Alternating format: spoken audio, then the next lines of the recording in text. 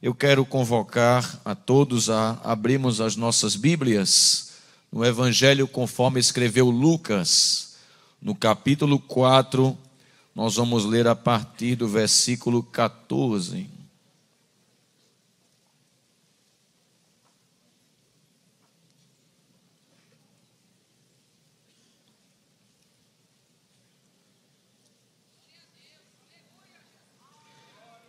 Diz assim a santa palavra de Deus.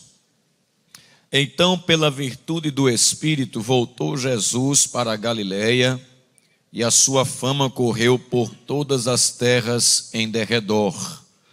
E ensinava nas suas sinagogas, e por todos era louvado.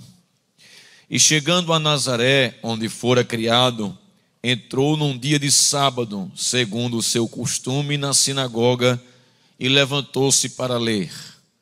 E foi-lhe dado o livro do profeta Isaías. E quando abriu o livro, achou o lugar em que estava escrito: O Espírito do Senhor é sobre mim, pois que me ungiu para evangelizar os pobres, enviou-me a curar os quebrantados do coração, a apregoar liberdade aos cativos, a dar vista aos cegos, a pôr em liberdade os oprimidos e anunciar o ano aceitável do Senhor. E cerrando o livro e tornando a dá-lo ao ministro, assentou-se, e os olhos de todos na sinagoga estavam fitos nele. Então começou a dizer-lhes: Hoje se cumpriu esta escritura em vossos ouvidos. Quantos podem dizer amém, meus irmãos? Amém. Meus amados, como sempre o nosso pastor, ele tem dado subtemas para as preleções deste evento, e para o encerramento nos deixa a oportunidade de falar sobre o tema geral: o Espírito Santo em mim.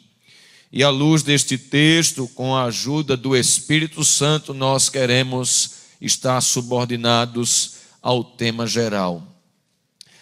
É bom dizer que, embora Jesus seja o tema principal da Bíblia, como comumente dizemos, e é verdade, o tema principal é Jesus, mas ele não é o único tema da Bíblia.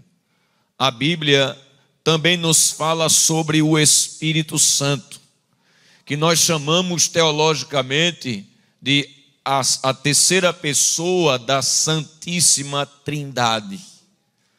O Espírito Santo, assim como Jesus, está presente em toda a Bíblia. Não somente a sua pessoa, como também as suas ministrações. E é sobre isso que nós vamos falar nesta noite. Quanto à pessoa do Espírito Santo, o credo apostólico apenas afirmou a fé dizendo: creio no Espírito Santo. Em virtude das discussões acaloradas em torno da cristologia, da doutrina de Cristo, durante a história da igreja, o estudo sobre o Espírito Santo foi um pouco deixado de lado. Mas, por conseguinte, os concílios e as confissões de fé, por causa da doutrina da Trindade, ainda resumiram-se a afirmar apenas a divindade do Espírito e a sua procedência do Pai e do Filho, como também colocando-o como um dos membros da Santíssima Trindade. É digno de nota que foi a partir do século XIX, por meio do movimento pentecostal, que a doutrina do Espírito Santo passou a ser bastante estudada e promovida. O movimento pentecostal propôs, na teologia sistemática, com ênfase, o estudo não somente das doutrinas elementares, como também daquilo que se chama de pneumagiologia ou doutrina do Espírito Santo. Nós, que somos pentecostais clássicos, partimos da Bíblia para a experiência e não da experiência para a Bíblia. Para nós, a Bíblia mostra o Espírito Santo do Gênesis ao Apocalipse. Ele aparece no Antigo Testamento com o termo hebraico Ruach Kadosh, e no Novo Testamento com a expressão grega Pneuma Hagios. E ambas expressões querem dizer Deus em movimento. Nós servimos ao Deus que se move. Ele aparece como Espírito, e essa expressão fala de sua incorporalidade e também de movimento, porque quando não há corpo, há condições de se mover sem as limitações de um corpo. Ao mesmo tempo, também é apresentado como pessoa. Ele é chamado Espírito Santo. Isso fala de sacralidade. Fala de que ele é um espírito separado das coisas comuns. O artigo O de O Espírito Santo o define e o coloca como singular em relação aos espíritos ministradores, que são os anjos. Ele não é um espírito, ele é o Espírito Santo. E como disse, ele aparece em toda a Bíblia. No Antigo Testamento, que foi a preparação para a vinda do Messias, ele aparece na criação. Em Gênesis capítulo 1, versículo 1, quando diz que no princípio criou Deus os céus e a terra, diz que o Espírito movia sobre a face das águas. Ele aparece também resistindo o avanço da iniquidade. Em Gênesis 6, quando corrupção, maldade e violência, três termos que aparecem na geração antediluviana, eram comuns entre os homens, diz: o meu espírito não agirá mais no homem, porque ele é mau desde a sua meninice. Então o Espírito Santo aparece ali, resistindo ainda ao avanço da iniquidade, até que o homem se entrega por resistir aos seus apelos. Ainda no Antigo Testamento, o Espírito Santo aparece capacitando. A Bíblia nos mostra ele capacitando líderes escolhidos.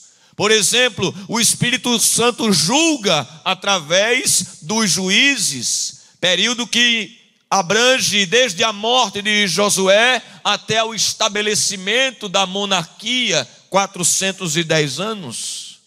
Após o estabelecimento da monarquia, o Espírito Santo aparece governando através de Saul, através de Davi, através de Salomão e dos reis tementes a Deus. Nesse ínterim, o Espírito Santo aparece profetizando, através do que chamamos na teologia de profetismo, quando ele levanta homens que são portadores dos oráculos de Deus, que falam as verdades de Deus para a sua geração.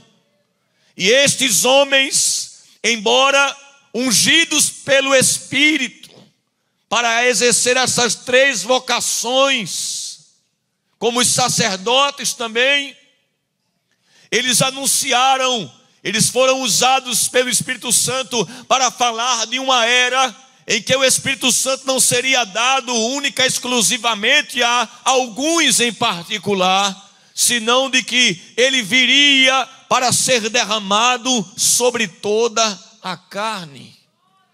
Joel capítulo 2, versículo de número 28, que é o texto áureo do movimento pentecostal. E há de ser que depois, nos últimos dias, derramarei o meu espírito sobre toda a carne. Vossos filhos e vossas filhas profetizarão, vossos jovens terão visões, vossos velhos sonharão sonhos. E até sobre os meus servos e as minhas servas derramarei o meu espírito naqueles dias.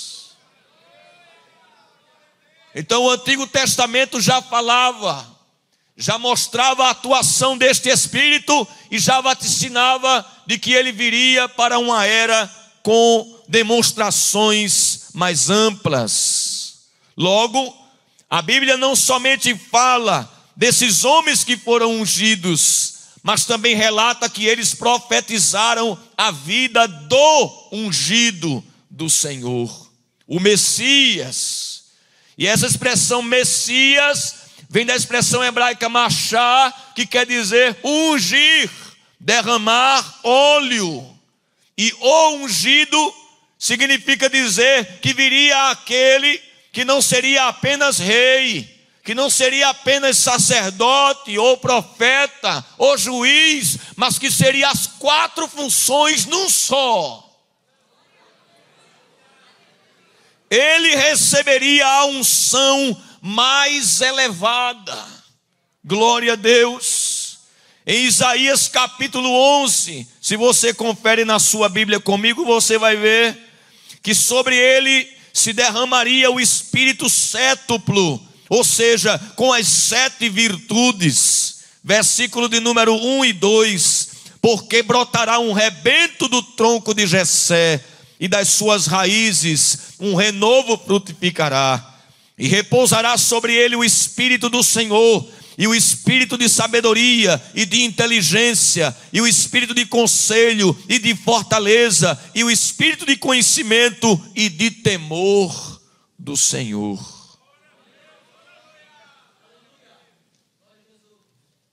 O povo ansiou pela chegada do ungido.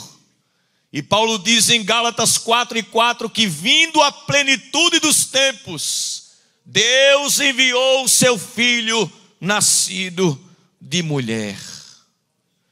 E eu não sei porquê, mas Lucas vai na mão contrária do que hoje se pensa a respeito dos médicos. Hoje muita gente pensa, se é médico não crê, mas Lucas é um médico que crê. E dos evangelistas, Lucas é aquele que mais fala do poder do Espírito Santo. Por exemplo, em Lucas 1:35, ele diz que o Messias seria gerado no ventre de Maria por obra do Espírito Santo. Ele está falando de que a concepção aconteceria sem a participação masculina, um médico. Em Lucas 13:16, ele fala de João, o que batiza. E João está batizando e as pessoas dizendo, João, tu és homem de Deus, tu faz uma obra muito grande. Ele disse, eu sei que eu sou homem de Deus, eu sei que Deus me confiou uma obra, agora eu estou só preparando o caminho daquele que é mais do que eu. E que ele tem uma obra maior, porque eu batizo com água, mas ele vos batizará com o Espírito Santo e com fogo. Aleluia. E um belo dia, João, ele tem um susto, porque entre os candidatos do batismo vem aquele que não precisa ser batizado. Que candidato é esse? Os outros confessavam seus pecados publicamente, mas ele disse, tu vens a mim para se batizar? Eu é que necessito ser batizado, porque eu tenho do que me arrepender. Oh,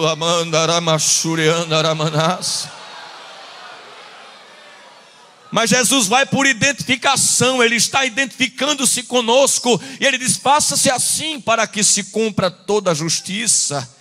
E ele é imerso nas águas completamente, como aprendemos na Assembleia de Deus. E depois que ele levanta, que começa a orar, os céus que estavam fechados se abrem. E a Bíblia diz que o Espírito Santo se manifesta como nunca. Ele já tinha sido simbolizado através da água no Antigo Testamento, através do vento, através do óleo. Mas como Jesus é o ungido, ele diz, para esse eu venho diferente. Ele vem em uma forma corpórea de uma pomba.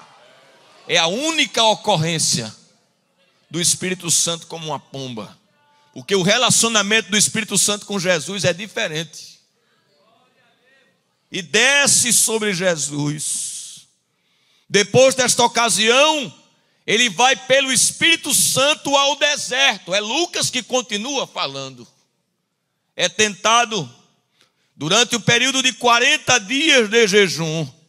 E ele sai de lá pela virtude do Espírito, conforme o texto que lemos em Lucas 4, versículo 14 em diante. Lucas ainda diz que Jesus teve um ministério revestido do Espírito Santo. No livro dos Atos dos Apóstolos, capítulo 10, versículo 38, Pedro diz na casa de Cornélio, como Deus ungiu a Jesus de Nazaré com Espírito Santo e com virtude, o qual andou por toda parte fazendo bem e curando a todos os oprimidos do diabo, porque Deus era com ele. Ainda em Lucas capítulo 11, versículo 20, quando questionado, o nosso Senhor Jesus, quando questionado por que fazia milagres, ele disse: eu faço milagres pelo dedo de Deus. E eles sabiam o que Jesus estava dizendo. Jesus estava falando daquele episódio lá das pragas no Egito. Quando se fazia a primeira praga, os magos reproduziam. Ao invés de fazer retroceder a praga, eles aumentavam. Que coisa! Mas chegou uma hora em que a praga foi tão forte que Faraó disse: aí, reproduz. Ele disse: a gente não pode. Que a gente tem poder, mas nosso poder tem limite. Daí para frente é o dedo de Deus.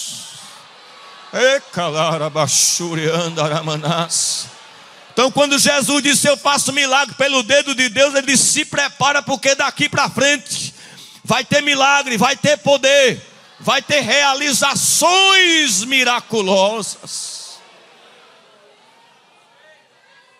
Em Lucas 4, 18 e 19, que é a profecia de Isaías 61, nós vemos Jesus entrando na sinagoga.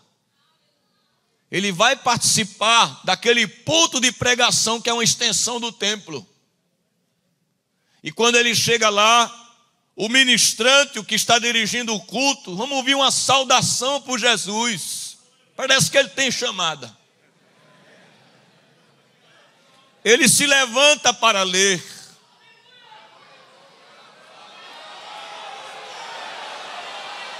E ele pega o rolo, porque naquela época os escritos eram escritos em material de origem animal, que era o pergaminho.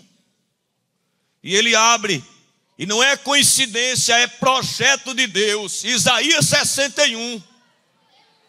E ele lê: o Espírito do Senhor Jeová está sobre mim, porque ele me ungiu. Aí ele vai dizer: porque ele me ungiu para, a finalidade da unção, evangelizar os pobres, a curar os quebrantados de coração, a pregoar liberdade aos cativos, dar vista aos cegos e anunciar o ano aceitável do Senhor. E todo mundo pensou: pronto, agora ele lê o texto, ele vai fazer um comentáriozinho. Mas ele não faz. Ele fecha o rolo e só diz assim: essa profecia se cumpriu hoje. E se senta.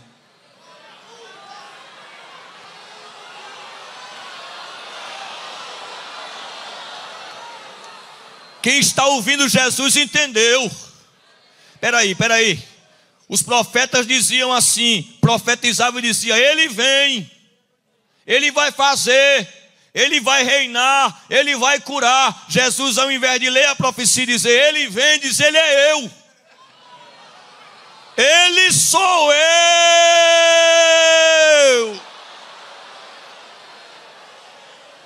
Aleluia. Oh, aleluia. Eu sinto a presença dele aqui conosco esta noite. Orlando Boyer nos ajuda. E didaticamente ele diz que evangelizar os pobres é porque Jesus tem a unção de evangelista. Diz que curar os quebrantados é porque Jesus tem a unção de médico. diz que apregoar a liberdade aos cativos é que Jesus tem a unção para libertar. Diz ainda que dar vista aos cegos é que ele tem a função de iluminar. E ainda diz que ele é o restaurador, quando a parte 2, a parte A do versículo 2 diz: anunciar o ano aceitável do Senhor. Cristo estava anunciando uma nova era, a chegada de grandes favores do céu. É de comum acordo entre os teólogos que ele estava falando aqui do ano do jubileu, mas não um jubileu apenas físico, material, religioso, mas um jubileu espiritual. Todos nós sabemos que no ano do jubileu as dívidas eram perdoadas, os escravos eram libertos, e aqueles que penhoraram seus terrenos para poder pagar suas dívidas eram restituídos. Então, quando Cristo disse que veio anunciar o ano aceitável do Senhor, ele estava dizendo: a partir de hoje eu anuncio perdão, eu anuncio libertação e anuncio restituição. Aleluia. A Bíblia ainda diz que Jesus se ofereceu em sacrifício pelo Espírito eterno, ele se ofereceu como sacrifício. E ainda diz em Romanos 1:4 e 8 e 11 que o Espírito Santo foi quem ressuscitou Jesus.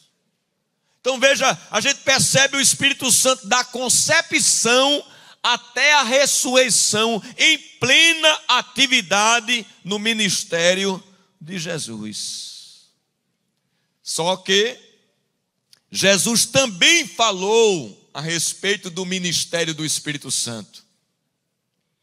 Por exemplo, em João 14:16, ele fala a respeito de sua partida e confirma a promessa da vinda do outro Consolador. E aí dá-se-á com a vida deste outro Consolador aquilo que na teologia é chamado de dispensação do Espírito, que compreende um período de atuação de forma diferente e mais abrangente do Espírito Santo. Paulo, profundo conhecedor do Antigo Testamento, disse: olha, como a rocha de Meribá foi ferida e verteu água, assim também Cristo será ferido e ele verterá água, e essa água é o Espírito Santo. 1 Coríntios 10. Ele nos fornecerá essa água espiritual. E falando sobre o Espírito, em João 16:13, Jesus disse: ele vos guiará. Ainda em João 16:13 ele diz: ele não falará de si mesmo. Certo teólogo diz que o ministério do Espírito Santo é o ministério do holofote. Ele joga luz em Jesus. Para quem apareça é Jesus. Ele não falará de si mesmo, mas falará do que tiver ouvido de mim e vos-lo anunciará. Em João 16:14 a Bíblia diz: ele me glorificará. E o mais importante é que Jesus disse assim: olha, esse Espírito Santo que esteve comigo da concepção até a ressurreição, ele vai estar na igreja. Veja comigo João capítulo 14, versículos 16 e 17. João 14, versículos 16 e 17. E eu rogarei ao Pai, e Ele vos dará outro Consolador para que fique convosco. Por um tempo? Para sempre. O 17 diz: o Espírito da verdade, que o mundo não pode receber, porque não o vê nem o conhece, mas vós o conheceis, porque habita convosco e estará em vós. Que eles ficavam admirados, os discípulos, que atuação extraordinária sobre Jesus. Ele disse: está vendo isso acontecendo comigo? Isso vai acontecer com vocês, Porque esse Espírito que pousou sobre mim vai pousar também sobre vocês, vai ficar com a igreja. Aleluia. A promessa de Jesus e dos profetas teve o seu cumprimento no período da igreja, a partir do Pentecostes. Jesus e os apóstolos ensinaram as diversas ministrações do Espírito Santo, deixando claro que a obra do Espírito Santo é totalmente experimental. Veja que coisa interessante. Lucas chama o Evangelho de primeiro tratado e chama Atos de segundo tratado. No primeiro tratado, Lucas fala do Espírito Santo em Jesus. No segundo tratado, ele fala do Espírito Santo na igreja. No Salmo 133 está escrito: ó, quão bom e quão suave é que os irmãos vivam. É como o óleo, que é derramado aonde? Sobre a cabeça. Jesus é o ungido. Foi derramado o óleo sobre a cabeça, mas não ficou na cabeça, que desce sobre a barba, até a orla das suas vestes. O Espírito que agiu em Jesus, que é o cabeça da igreja, desce para o corpo que é a igreja. Compreende?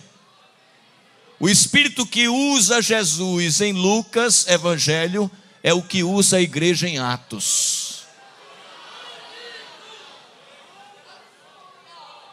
E aí vem as atuações do Espírito Santo.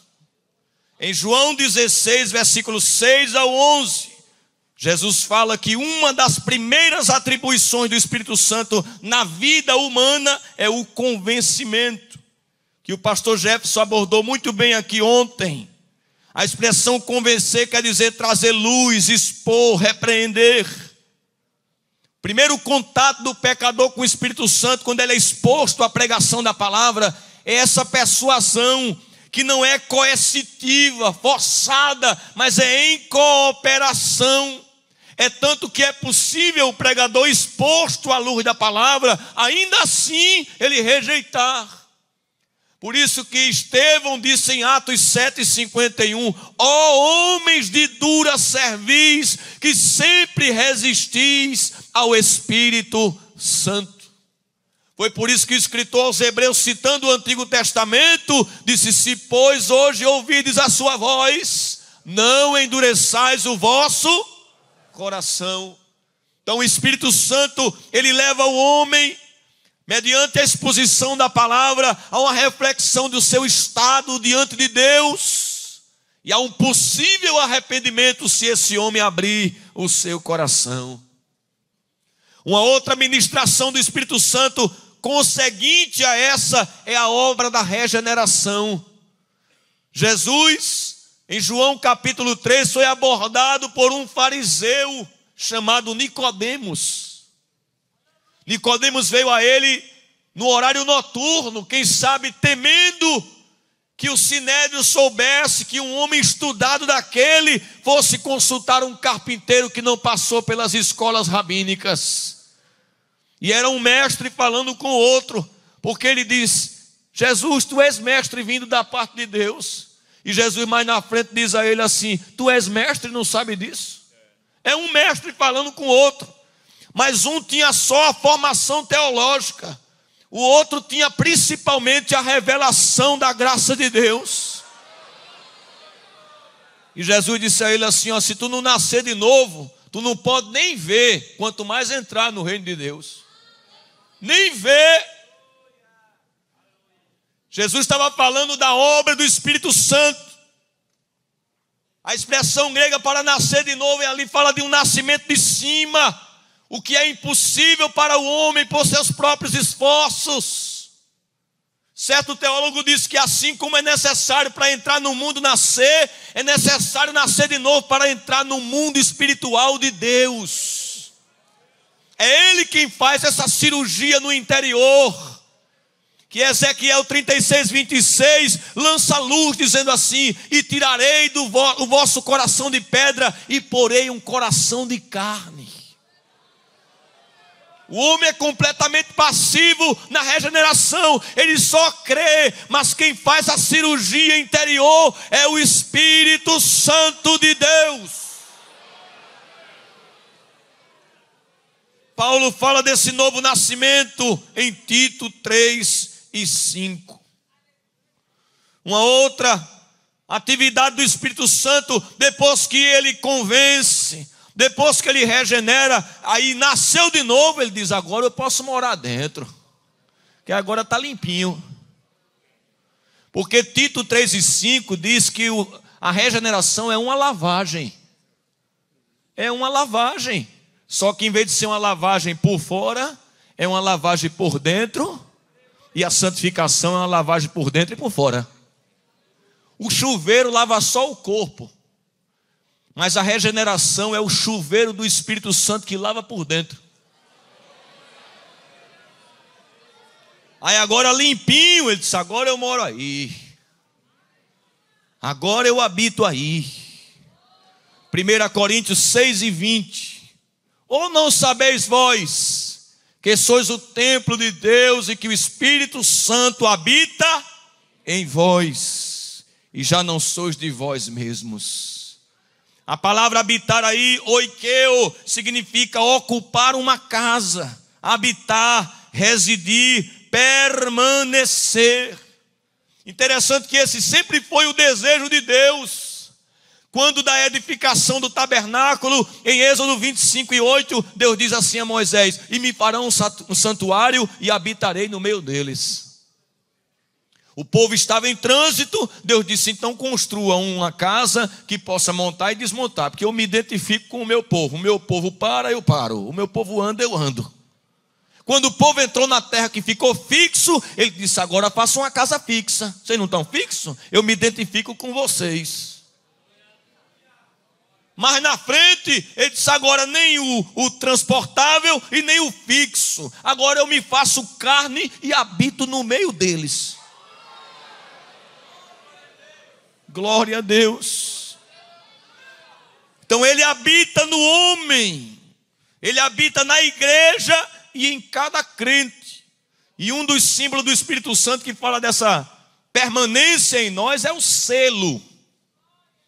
Em Efésios 4:30, o apóstolo Paulo diz que nós somos selados para o dia da redenção. Selo aí é carimbo, irmão. A primeira coisa que quem é cuidadoso faz quando adquire algo é escrever o próprio nome.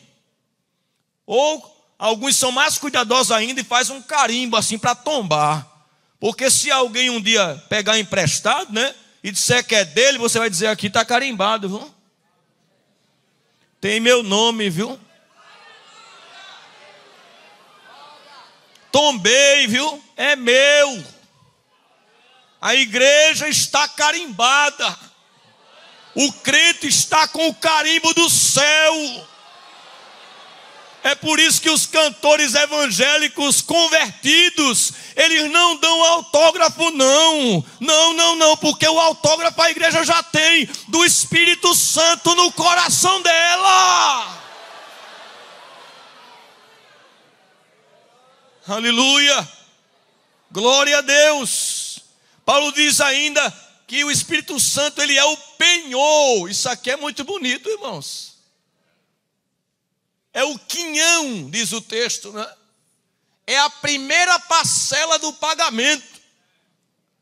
Você já viu que coisa linda? Quando a pessoa vai alugar uma casa ou comprar uma propriedade, né?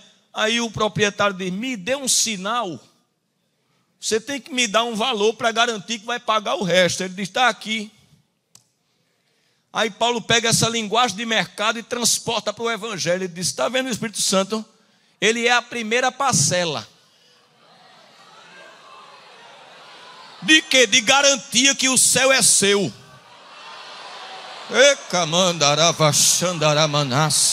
Quer uma prova de que o céu é seu? Toma a primeira parcela, que é o Espírito Santo. Quem tem ele aqui? Aleluia. Está garantido. Está garantido. Glória a Deus.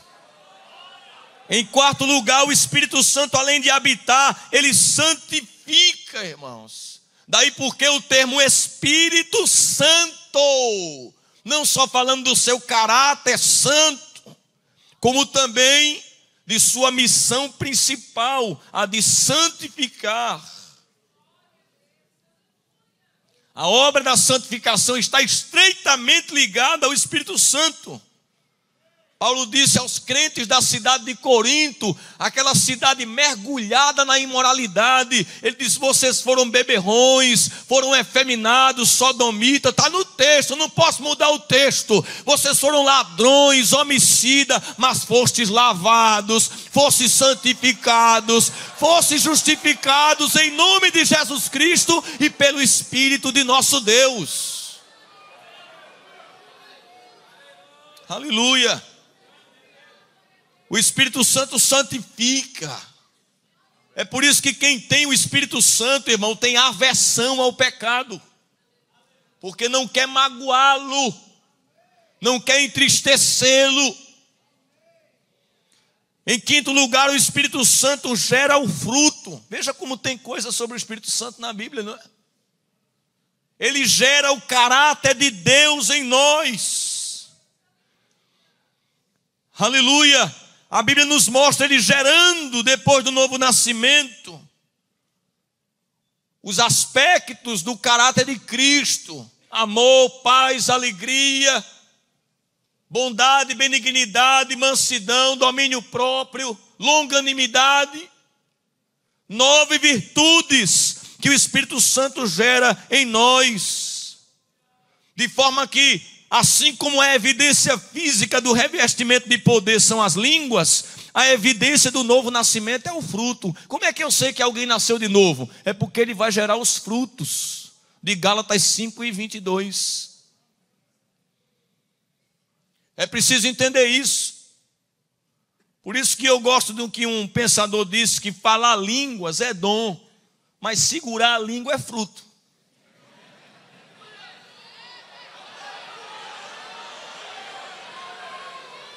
Diga para o seu irmão: fale línguas.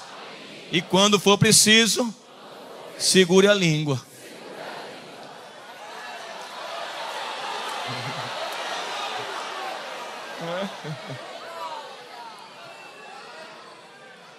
Diga comigo: o Espírito Santo capacita. 1 Coríntios 2, de 8 a 10, Paulo fala dos dons do Espírito Santo. O Espírito Santo em mim, irmão, faz tudo isso aqui. Em você faz tudo isso aqui, se achar espaço. O próprio batismo com o Espírito Santo, ele é chamado de dom do Espírito. Pedro disse isso: arrependei-vos e cada um de vós seja batizado e recebereis o dom do Espírito Santo. Referindo-se ao batismo. Certo teólogo disse que Lucas usou Isaías e Joel para anunciar a unção do Espírito Santo sobre a igreja em Atos 1:8 e 2:16 ao 21.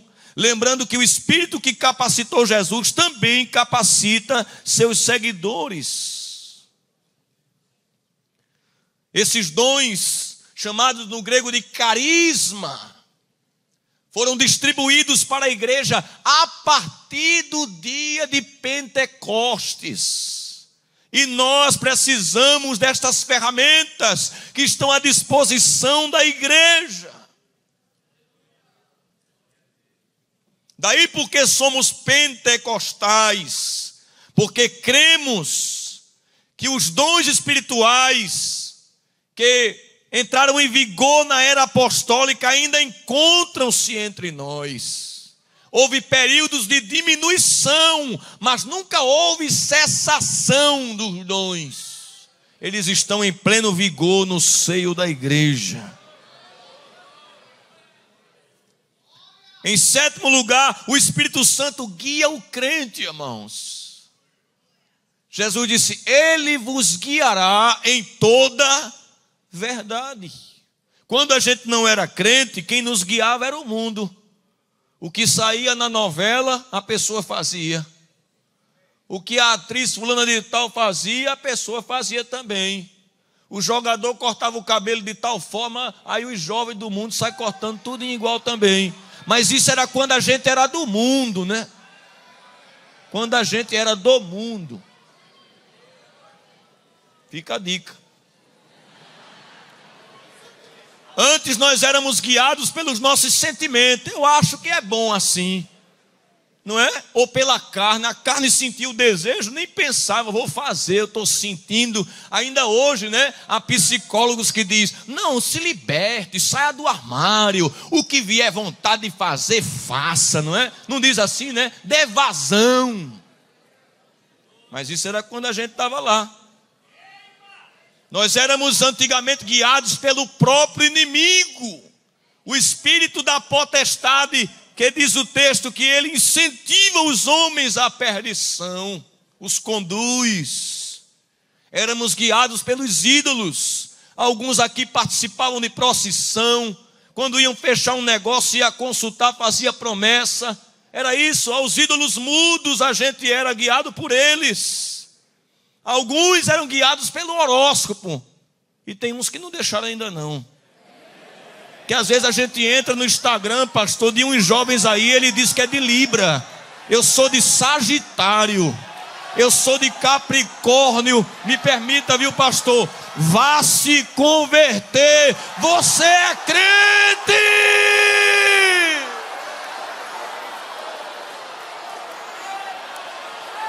Quem diz como eu devo andar não é o sol, não é a lua, nem as estrelas. Quem diz é o Espírito Santo através da palavra. Lâmpada para os meus pés é a tua palavra e luz para o meu caminho.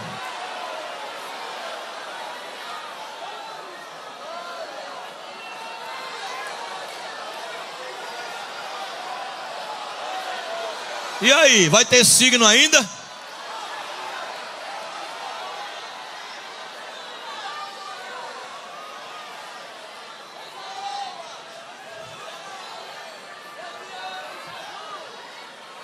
Antigamente, quem era dado à religião, que o Brasil é um país muito místico, era guiado pelos falsos profetas. Final de ano para começo de ano, né? O pessoal sai consultando como é que vai ser o ano que vem. Aí as coisas são as mais prováveis. Vai cair avião. Sempre cai. Artista vai morrer. Ninguém é eterno. É ou não é? São as previsões mais fracas que existem. Não é? E hoje existem os falsos profetas nas redes sociais, usando para fazer live. E tem uns que dá o Pix.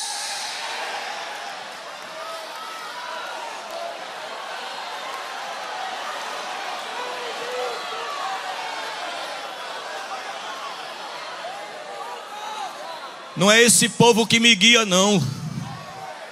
Quando eu preciso de uma orientação, eu vou para a palavra. Quando não está explícito na palavra, eu tenho o aconselhamento pastoral, que é insubstituível. E também tenho o meu joelho para dizer, Jesus, eu faço o quê? Ah, o Espírito Santo vai guiar, vai guiar, vai guiar. Ande reva na vassuri andaramachandaramanás. E camantaramacalabachuri me cantaramanás. Oh, aleluias. Ontem a gente aprendeu que o Espírito Santo revela as coisas de Deus. Eu fiz questão de ouvir todos os pastores, ministros, que é muito bom ser edificado. Graças a Deus pela Rede Brasil, que às vezes a gente está num culto, atendendo uma escala do pastor, não pode estar ali, mas quando chega em casa a gente vai jantar e ainda cultua. É uma bênção a Rede Brasil. Quem concorda, diga amém. Amém. Olha aqui, amém, pastor. O apóstolo Paulo disse assim, ó, as coisas que o olho não viu e que o ouvido não ouviu e não subiu ao coração do homem, a compreensão, né? São as que Deus preparou para aqueles que o... Aí se a gente só lê esse texto, a gente é tentado a pensar que essas coisas é do céu, só do céu. Mas o versículo 10 diz assim, mas Deus nolas revelou, o tempo presente, pelo Espírito. Porque o Espírito penetra todas as coisas, até as profundezas de Deus. Irmão, isso é muito alto.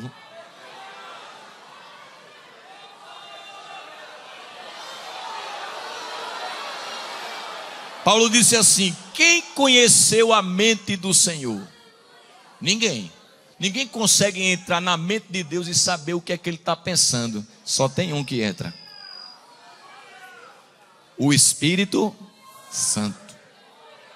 Quando você está orando, que você recebe uma comunicação celestial, ou alguém é usado em profecia para lhe dar uma palavra, você sabe o que é aquilo ali?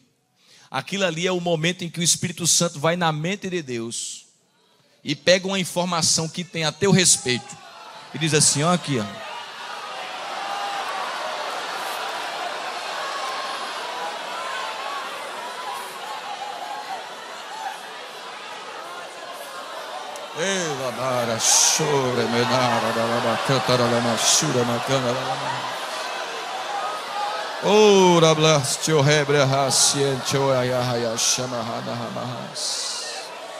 Fecha teus olhos.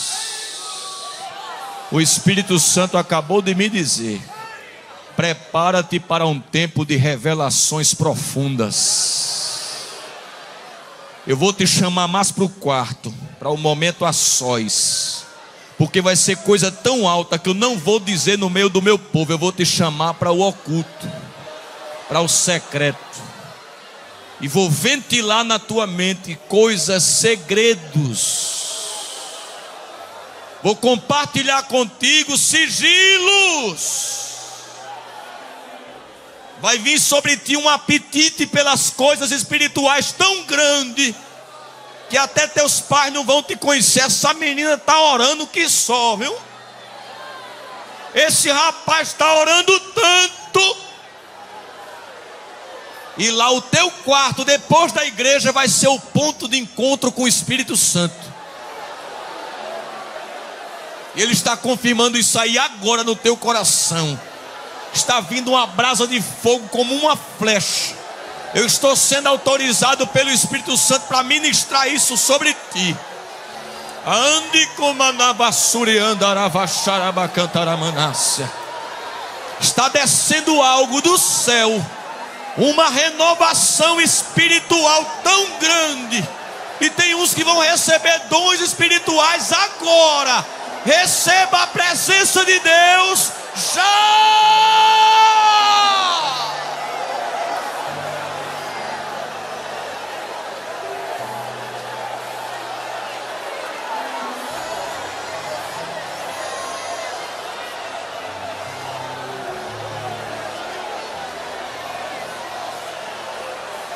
Te prepara para ler a Bíblia e Ele vai te dar aula.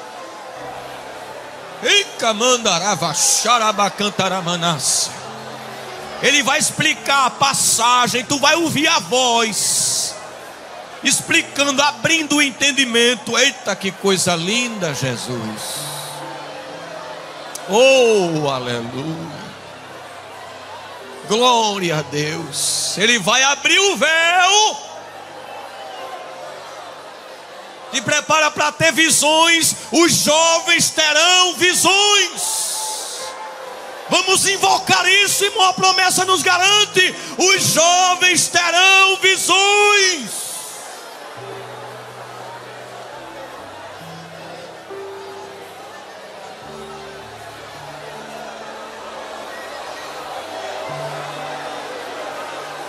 Está sendo dado agora um toque na tua mente.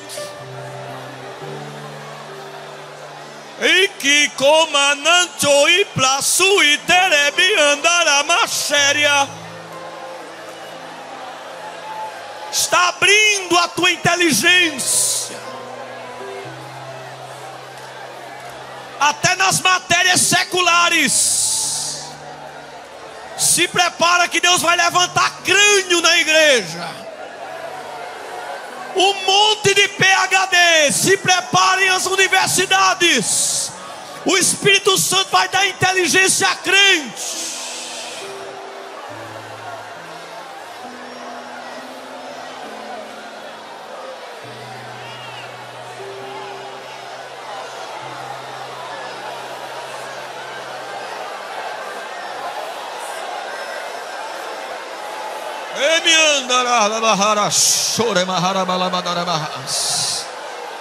Oh, irmão, está passando um vento aqui, olha. uma brisa suave vai tomar da galeria até embaixo aqui, ó. Vai receber, eita, que coisa linda. É o Ruach Kadosh, é o Pneuma Hagios. Ele está também entrando na tua casa aí. Te prepara que vai ter batismo com o Espírito Santo dentro de casa, através da Rede Brasil. Recebe!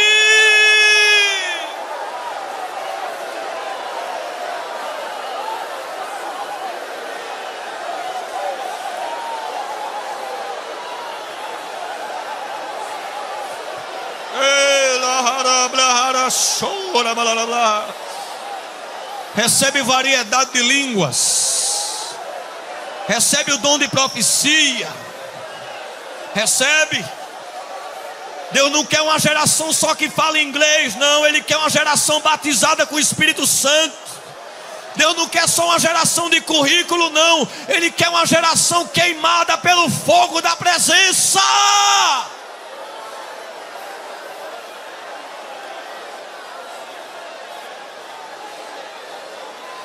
Oh, aleluia.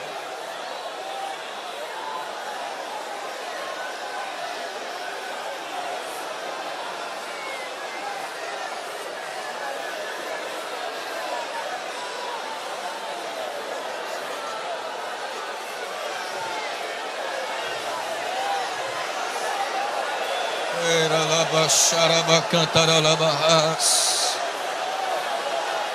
Amém de rei de homem de joia mahai. Ele se joia haya haya mayaha. Que chora me chore mini haida haidai.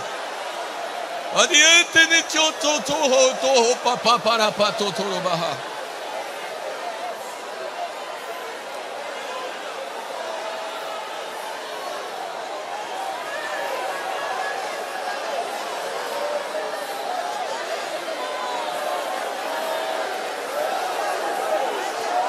Em 2004, eu estava de joelho no quarto da minha casa, quando o Espírito Santo entrou lá. Eu servia a Deus sozinho em casa. Às vezes orava com um sonzinho alto, tocando um hino, porque se eu me alegrasse e falasse línguas, minha mãe não ia ouvir. E eu estava no quarto da minha casa. De repente entrou um vento. Ele trazia consigo, parecia um ar-condicionado, uma frieza gostosa. E eu fiquei quieto, eu tinha medo até de abrir os olhos. Eu disse, eu vou perder isso nada? Fiquei quietinho.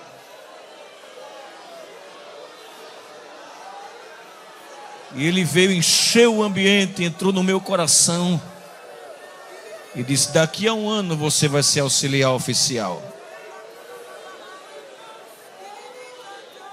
Daqui a alguns anos, diácono. Depois você vai para o templo central, ajudar o meu servo na obra. Eu disse, eu não conheço ele, mas o Espírito Santo, eu conheço ele. Ele vai te consagrar ao presbitério e depois te colocar como ministro. E eu passei 2 horas ali, perdido na graça. Você já ficou perdido na graça, irmão? Que você não olha a hora, não dói joelho, não olha a hora. Eu estava embriagado da presença, saturado. Essa geração precisa disso, irmão. Desliga um pouquinho o WhatsApp. Como ouvimos ontem, desliga um pouquinho o Instagram. Está instagrando tanta gente. Vai para os joelhos. Tem coisas celestiais que Deus quer te revelar. É verdade que nem todos serão obreiros. Paulo diz, deu uns para. O meu caso, pode não ser o seu, mas Deus vai revelar outras coisas. Aí lá em casa ninguém era crente. Um dia eu estou na mesa e eu disse assim: manhã, tá vendo esse homem aí pregando na rádio Boas Novas? Era o senhor, pastor. Ela disse: estou. Se Deus me disse que eu ia trabalhar pertinho dele. Ela fez: tu nem conhece ele? Eu disse: eu sei, mas eu tenho culpa, não foi eu que disse.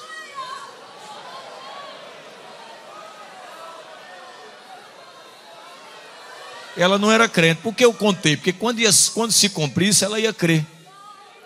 Aí eu contava a meu pai. Outro dia lá na TV eu disse: manhã, o Senhor Jesus me disse que eu ia apresentar um programa na televisão. Meu pai olhou assim.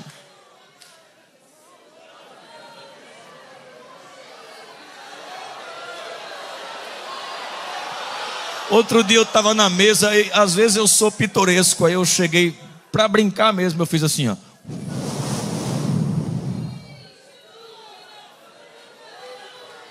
Aí ela fez assim: esse menino depois que ficou crente ficou estranho. Que é isso? Eu disse: eu vou andar de avião.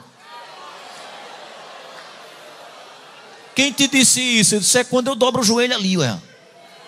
Ele me conta tudinho.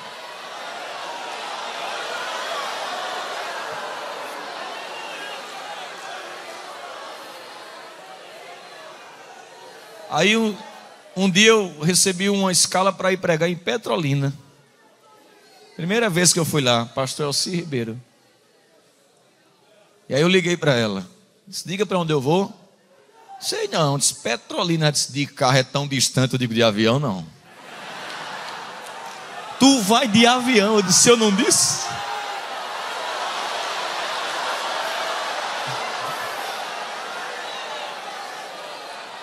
E no dia que o meu pastor me escalou a primeira vez para pregar aqui no Templo Central, a minha família veio.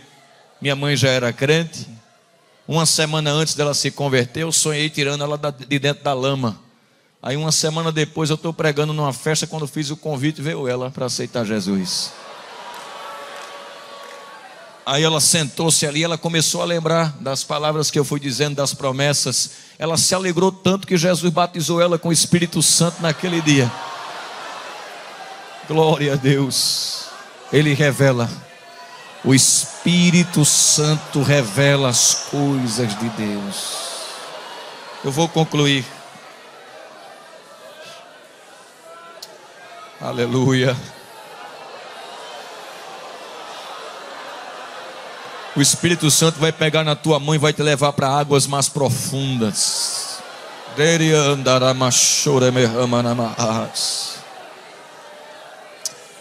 O Espírito Santo impulsiona a vida devocional. É Ele quem diz assim: vai para o templo. Tem hora que a gente está cansado, mas o Espírito Santo vai. A Bíblia diz que Simeão, pelo Espírito, foi ao templo. Ele incentiva a vida de oração, a vida de santificação, a vida de leitura da palavra. Agora eu concluo, amados. O Espírito Santo renova e aviva a obra. Amados, é muito bom ter o que a igreja tem hoje. É excelente. Templos grandes, climatizados, plataformas digitais, câmeras, instrumentos, igrejas acolchoadas, encarpetadas, estacionamentos amplos. Os crentes já não vão mais de bicicleta, não é? Se esforça, tem o seu carrinho. A gente olha o estacionamento. Eu dou tanta glória, irmão, quando eu vejo o estacionamento cheio de carro de crente. Eu digo: olha que maravilha. Mas ninguém pode dirigir bem se não tiver retrovisor. A gente é hoje por causa do começo. No começo não tinha nada disso.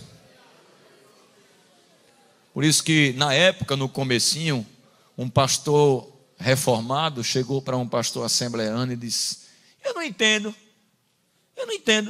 Vocês não têm cantor famoso, na época não tinha. Vocês não têm expressão na política, Na época não tinha. Vocês não têm carro, não tem templo grande, os templos é tudo dentro dos engenhos. Vocês não têm... Vocês, se não for o Espírito Santo, vocês estão acabados. O pastor disse, é verdade. É verdade. Se tirar o Espírito Santo da Assembleia de Deus, está acabado, não é, pastor? Não é, meu pastor? O segredo é o Espírito Santo. É Ele. Foi por isso que Abacuque orou dizendo assim: aviva a tua obra. No meio dos anos a notifica, e na ira lembra-te da misericórdia. Glória a Deus. Paulo disse: sede fervorosos de espírito, servindo ao Senhor. Aleluia, glória a Deus. Bendito seja o nome do Senhor. Efésios 5,18, ele disse: não vos embriagueis em que há contenda ou dissolução, diz outra versão, mas enchei-vos. Amados, nós precisamos é de fogo, não de fumaça. Fumaça tem muita. A gente precisa de fogo. Ou seja, algo que venha de cima e não de baixo. Você vê que quando o Espírito Santo veio em Atos, assim, a Bíblia diz assim: veio do céu um som. Aí diz, irmão, foi só naquela ocasião, não nas outras ocasiões também diz que veio de cima. Diz, o Espírito caiu. Só pode cair algo que está em cima para cair para baixo. Desceu. Então, até nas ocasiões posteriores ao Pentecoste, fala de algo que vem de cima. O que nós precisamos diariamente não vem daqui, irmãos. Vem de cima. E quando é que a igreja precisa de avivamento? Quando não estamos andando em santidade diante de Deus. Quando não somos mais os mesmos crentes de antes. Lembra de Lamentações 5:20? Renova os nossos dias como? Quando passamos por provações e tentações, nós precisamos de avivamento para nos fortificar. Quando os dons estão adormecidos. Por isso que Paulo disse assim, ó: Timóteo, reavives o dom de Deus que há em ti. E ali literalmente no grego é abana brasa. Quando é que precisamos de avivamento? Quando o nosso amor por Deus está esfriando. Efésios 2. Lembra-te de onde caíste, deixaste o teu primeiro amor. Eu aprendo que o avivamento é bíblico, que o avivamento é histórico e que o avivamento é necessário. Peca as igrejas que apegam-se à doutrina e desprezam a experiência. E peca quem se apega à experiência e deixa de lado a doutrina. Nós precisamos ser equilibrados. Como disse um certo escritor pentecostal de coração e mente. As manifestações físicas que às vezes acompanham alguns avivamentos, elas não podem se tornar doutrina, elas têm que ser contornadas, controladas. Veja que Paulo fala dos dons no capítulo 12 e no capítulo 14 de 1 Coríntios ele fala do uso correto dos dons. Até mesmo as extravagâncias, Paulo não diz, é o diabo, ele diz, não, é o homem. Agora tenha paciência, controle. Fale um após o outro. Não evangelize em língua não, porque o incrédulo não vai entender não. Agora, sua profecia ele entende, porque é na linguagem dele. Então, nós precisamos deste avivamento.